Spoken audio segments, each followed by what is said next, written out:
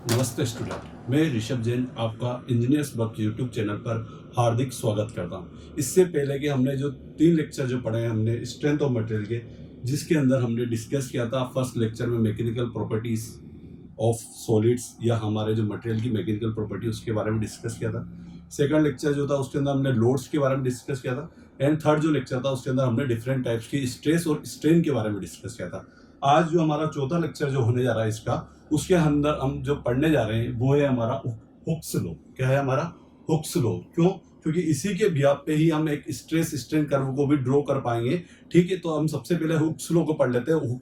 Hooke's law होता क्या है? ठीक है, तो देखो इसको जो इन्वेंट किया था वो क्या था? सर रॉबर्ट हुक्स ने कब? इन 1678 में इनने इन्वेंट किया था इस लॉ को, जो कि क्या कहलाया? हमारा हुक्स लॉ कहलाया। ठीक है, तो हुक्स लॉ होता क्या है? ठीक है, ये एक रिलेशनशिप है किस किस के बीच में? स्ट्रेस और स्ट्रेन के बीच में। और इनने क्या बोला है हुक्स लॉ के अंदर? बोला है कि जो स्ट्रेस होता है, जो हमारा स्ट्रेस होता है, stress is directly proportional to stress is directly proportional to strain. क्या बोला है हुक्स लॉ? ये कहता है हमें कि जो हमारा प्रतिबल जो होता है वो किसके समानुपाती होता है? वो विकृति के समानुपाती होता है। ये है। ठीक है, तो हम लिख देते हैं जो हमारा स्ट्रेस होता है हम इसको किससे डिनोट करते हैं? सिग्मा से डिनोट करते हैं। मैंने आपको पहले वाले लेक्चर में बताया था कि सिग्मा किसका नोटेशन होता है? हमारा सिग्मा जो नोटेशन होता है वो किसका नोटेशन होता है? हमारे नॉर्मल स्ट्रेस का, डायरेक्ट नॉर्मल स्ट्रेस का नोटेशन क्या होता है? हमारा सिग्मा। ठीक है, अब मैं बात करूं सिग्मा जो होगा, जो प्रतिबल जो होगा वो क्या होता है? डायरेक्टली प्रोपोर्शनल होता है किसके? स्ट्रेन के। यहां पे यदि नॉर्मल स्ट्रेस है तो यहां भी क्या होगी? हमारी नॉर्मल स्ट्रेन ही होगी। क्या होगी? यहां पे यदि नॉर्मल स्ट्रेस है इस डायरेक्टली प्रोपोर्शनल टू किसके होता है? नॉर्मल स्ट्रेन के। तो नॉर्मल स्ट्रेन को हमने किससे डिनोट कर देते हैं? हम एप्सिलॉन से। किससे डिनोट कर देते हैं? एप्सिलॉन से डिनोट कर देते हैं। ठीक है, तो क्या बोल रहा है कि जो हमारा सिग्मा होता है वो डायरेक्टली प्रोपोर्शनल होता है। सिग्मा जो होता है वो डायरेक्टली प्रोपोर्शनल होता है किसके? हमारे स्ट्रेन के प्रोपोर्शनल होता है। और इस यदि मैं प्रोपोर्शनल के साइन को हटाता हूं तो एक मेरा मॉडुलस आता है, एक मेरा कांस्टेंट आता है, वो होता है मेरा ई। क्या होता है? मेरा ई, जिसे हम क्या बोलते हैं? Modulus of elasticity. क्या बोलते हैं हम? Modulus of elasticity. मल्टीप्लाई में क्या कर देता हूं मैं? एप्सिलॉन। क्या कर देता हूं मैं? मल्टीप्लाई में हमारा जो स्ट्रेन है उसको मैं मल्टीप्लाई कर देता हूं। ठीक है, देख लेते हैं सिग्मा को क्या बोलते हैं हम? स्ट्रेन बोलते हैं, सॉरी स्ट्रेस बोलते हैं इसे, तो हम जिसे हम बोलते हैं प्रतिबल। ठीक है, और प्रतिबल की यूनिट क्या होती है? न्यूटन पर mm स्क्वायर बोल सकते हैं, न्यूटन पर मीटर स्क्वायर बोल सकते हैं। ठीक है, और जो हमारा एप्सिलॉन जो होता है वो क्या होता है? हमारा यूनिट लेस होता है। क्या होता है? हमारा यूनिट लेस होता है। ठीक है, अब और जो मैंने ये जो प्रोपोर्शनल के साइन को जो हटाया है तो मैंने एक कांस्टेंट लगाया और ये होता है मेरा ई, जिसे हम क्या बोलते हैं? Modulus of elasticity. क्या बोलते हैं? Modulus of elasticity. क्या बोलते हैं? Modulus of elasticity. ये बोला जाता है। क्या बोला जाता है? Modulus of elasticity. That means यदि मुझे ई को फाइंड आउट करना है, किसको फाइंड आउट करना है? यदि मुझे ई को कैलकुलेट करना है तो मैं क्या करूंगा? मैं सिग्मा को डिवाइड कर दूंगा किससे? एप्सिलॉन से। तो मुझे क्या कैलकुलेट हो जाएगा? मुझे ई कैलकुलेट हो जाएगा। और ई क्या होता है? मेरा मॉडुलस ऑफ इलास्टिसिटी। क्या होता है? मेरा मॉडुलस ऑफ इलास्टिसिटी। ठीक है, सिग्मा जो है हमारा वो क्या है? हमारा प्रतिबल है। और एप्सिलॉन जो है वो क्या है? हमारी विकृति है। ठीक है, इसको हम आगे और फर्दर करते हैं। ठीक है, एक बार वो पहले मैं रिपीट कर देता हूँ इसको। हुक्स लॉ क्या है? हुक्स लॉ जो दिया था वो दिया था सर रॉबर्ट हुक ने 1678 में इसे इन्वेंट किया था, जिसके अंदर क्या बोला था कि जो स्ट्रेस होता है वो किसके प्रोपोर्शनल होता है? स्ट्रेन के डायरेक्टली प्रोपोर्शनल होता है। ठीक है, लीनियर चलता है। ये कहां तक चला है? लीनियरली चलेगा। जैसे जैसे मैं स्ट्रेस को बढ़ाता जाऊंगा वैसे वैसे क्या बढ़ती जाएगी? मेरी स्ट्रेन भी बढ़ती जाएगी। तो आप ये बोल सकते हो ये जो हुक्स लॉ होता है ये कहां तक एप्लीकेबल होता है? ओनली फॉर प्रोपोर्शनल लिमिट तक। नॉन प्रोपोर्शनल लिमिट पे नहीं जाएगा। Only for linear. लीनियर जहां तक लीनियर रेखी जो बढ़ेगा वहां तक के लिए ही ये हुक्स लॉ अप्लाई एप्लीकेबल होगा। ठीक है, प्रतिबल जो होगा वो किसके समानुपाती होगा? विकृति के समानुपाती होगा। आपने जैसे ही इसके समानुपाती या प्रोपोर्शनल के साइन को हटाया तो आपने ई ले लिया, और ई क्या होता है? मेरा मॉडुलस ऑफ इलास्टिसिटी होता है। कांस्टेंट लिया और कांस्टेंट को निकालने के लिए आप करते हो ई इक्वल टू करता है सिग्मा अपॉन में एप्सिलॉन। अब मैं इसकी आपको यूनिट बताता हूँ, यूनिट क्या होती है। ठीक है, एक बार आप इसका स्क्रीनशॉट ले लीजिए।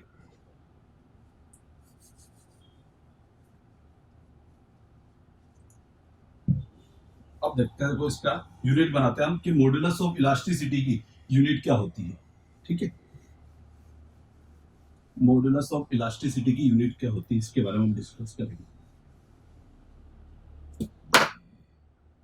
देखिए, मैंने बोला था ये होता है डायरेक्टली प्रोपोर्शनल होता है स्ट्रेन के, और यदि मैं इसके प्रोपोर्शनल के साइन बताता हूँ, यहाँ पे मैं कैपिटल ई लिख देता हूँ जो कि मेरा मॉडुलस ऑफ इलास्टिसिटी होती है, और मल्टीप्लाई में क्या हो जाएगा मेरा एप्सिलॉन। यदि मुझे मॉडुलस ऑफ इलास्टिसिटी निकालना है तो सिग्मा अपॉन में एप्सिलॉन करना पड़ेगा। ठीक है, अब मैं देखता हूँ कि यदि मुझे इसकी यूनिट फाइंड आउट करनी है, किसकी यूनिट फाइंड आउट करनी है, मुझे यूनिट फाइंड आउट करनी है ई की।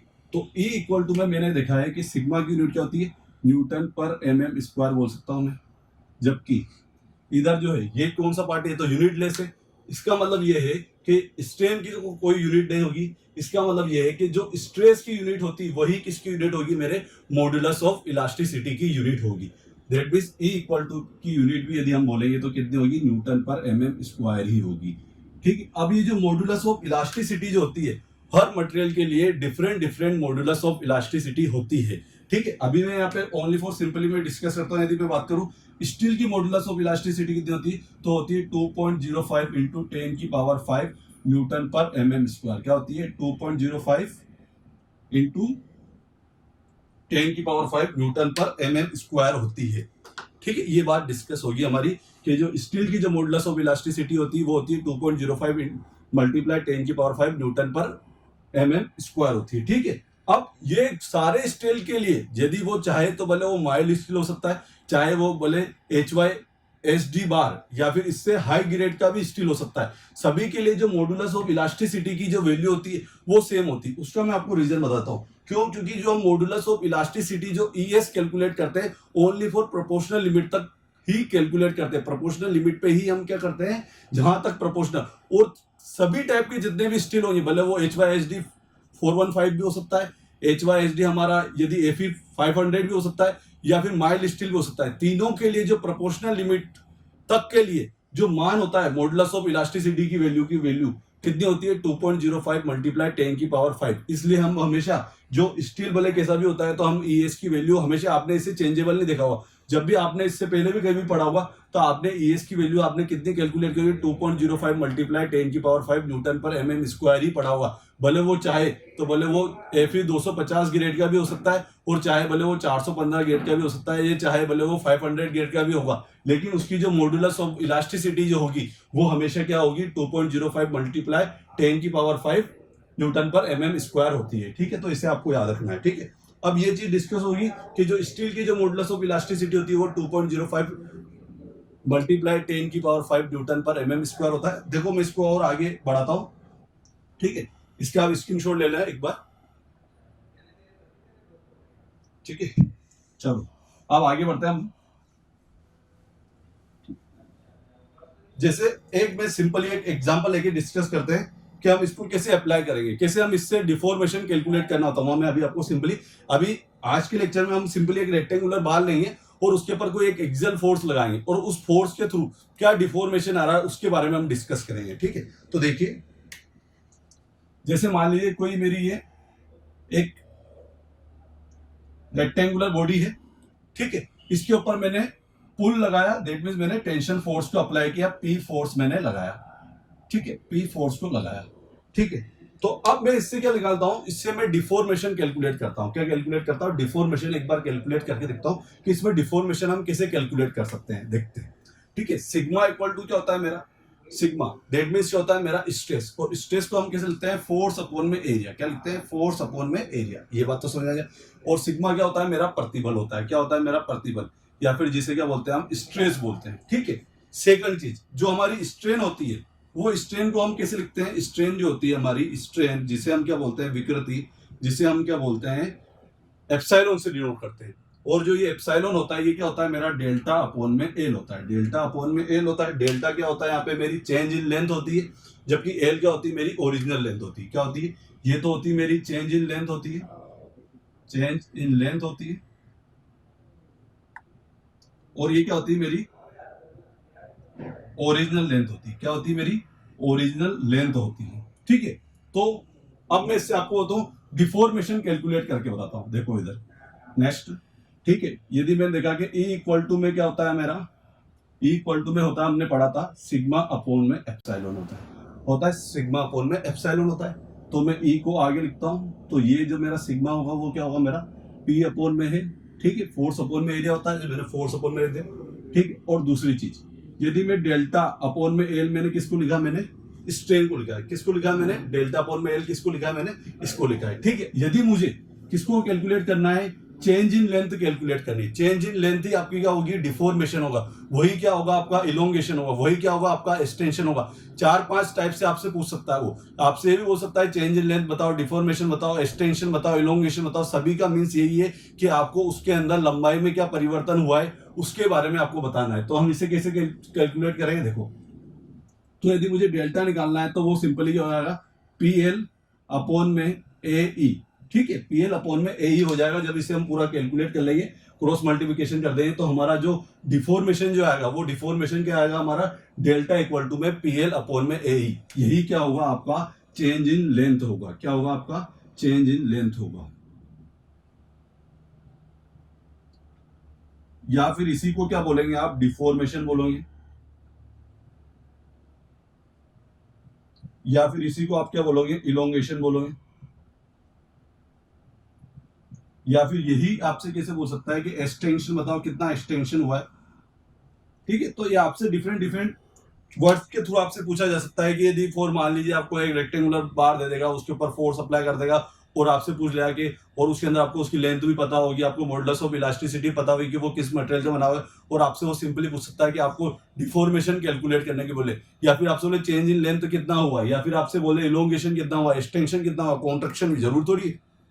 अभी तो ये फोर्स कैसा लग रहा है, अभी तो ये फोर्स कौन सा लग रहा है, एक्सियल फोर्स लग रहा है, लेकिन फोर्स कैसा लग रहा है हमारा, टेंशन में लग रहा है। यदि कंप्रेशन में हो तो क्या होगी, उसकी लेंथ में क्या होगी, कमी होगी, ठीक है। जो कि हमने पहले प्रीवियस लेक्चर पढ़ा हुआ है। तो वो क्या हो सकता है, ये पूछ सकता है कि आपसे वो कितना कॉन्ट्रैक्शन या इलोंगेशन हुआ है, वो आपको पूछ सकता है, ठीक है। तो उसी को हमें कैलकुलेट करने के लिए डिफरेंट डिफरेंट वर्ड से पूछ सकता है कि लंबाई में परिवर्तन कितना हुआ है। तो आप सिंपली क्या निकाल सकते हो, डेल्टा इक्वल टू में क्या होगा हमारा पीएल अपॉन में एई से आप कैलकुलेट करके बता सकते हो कि हमारा जो चेंज इन लेंथ है वो बार में, या फिर हमारी स्टील रोड के अंदर, या फिर कोई भी हमारी बॉडी है उसके अंदर कितना डिफॉर्मेशन आया है, या फिर कितना लंबाई में परिवर्तन आया है, ठीक है। पी मैंने आपको बता दिया, पी क्या होता है एक बार और लिख देता हूं मैं। पी जो होता है हमारा, वो तो होता है हमारा फोर्स, ठीक है। और एल क्या होती है, मेरी लेंथ होती है, ठीक है। ए क्या होता है मेरा, एरिया होता है, ठीक है। और ई क्या होती है मेरी, modulus of elasticity. Modulus of elasticity क्या होती है, मॉडुलस ऑफ इलास्टिसिटी होती है,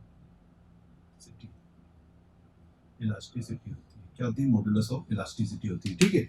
यदि मैं आपसे पूछूं कि चेंज इन लेंथ की जो यूनिट होगी वो क्या होगी, चेंज इन लेंथ की यूनिट होती है वो होती है हमारी डेल्टा की जो यूनिट होगी हमारी पीएल अपॉन में ए की जो यूनिट होगी वो क्या होगी हमारी, एमएम में भी बोल सकते हो, चाहे तो सेंटीमीटर में बोल सकते हो, या फिर आप किस में बोल सकते हो, मीटर में बोल सकते हो, ठीक है। जिसमें होगी वही यूनिट होगी। हमने पहले भी डिस्कस किया कि स्ट्रेन की, या फिर आप इसकी भी सारी यूनिट आप पुट कर सकते हो कि जो फोर्स यूनिट होती है वो न्यूटन मीटर, न्यूटन पर मीटर स्क्वायर होगी, हमारी फोर्स यूनिट होगी वो न्यूटन होगी, लेंथ जो यूनिट होगी वो मीटर में होगी, ठीक है। एरिया की मीटर स्क्वायर में होगी, और ई की जो यूनिट होगी वो क्या होगी हमारी, न्यूटन पर एमएम स्क्वायर या मीटर स्क्वायर, जो आप एक टर्म में ले रहे हो, उन सबको कैलकुलेट करोगे तो आपको जो डेल्टा की जो वैल्यू आएगी वो यही आएगी। या तो मीटर हो सकती है, या सेंटीमीटर हो सकती है, या फिर एमएम में हम इसे रखेंगे चेंज इन लेंथ को, ठीक है। तो ये हमने डिस्कस कर लिया। इसके साथ ही मैं आपको एक और चीज बताता हूँ, ठीक है। एक बार आप इसका स्क्रीनशॉट ले लें, ठीक है। ये हमने क्या किया है कि यदि हम किसी एक्सियल फोर्स, यदि हम किसी रेक्टेंगुलर बॉडी पे यदि हम कोई एक एक्सियल फोर्स को अप्लाई करते हैं तो उसके अंदर चेंज इन लेंथ या क्या वेरिएशन होता है उसके बारे में अपन ने डिस्कस किया है। क्या है डिस्कस किया है कि यदि कोई एक मेरी रेक्टेंगुलर बॉडी है उसके ऊपर जब मैंने फोर्स को अप्लाई किया तो उसके अंदर कितनी चेंज इन लेंथ हुई है उसके बारे में हमने डिस्कस किया है, ठीक है, इसके अंदर, ठीक है। एक बार आप इसका स्क्रीनशॉट ले लें। आज के लेक्चर में हम इतना ही रहने देते हैं, नेक्स्ट क्लास में मिलते हैं हम, ठीक है। तब तक के लिए बाय बाय, ठीक है। जय हिंद, जय भारत।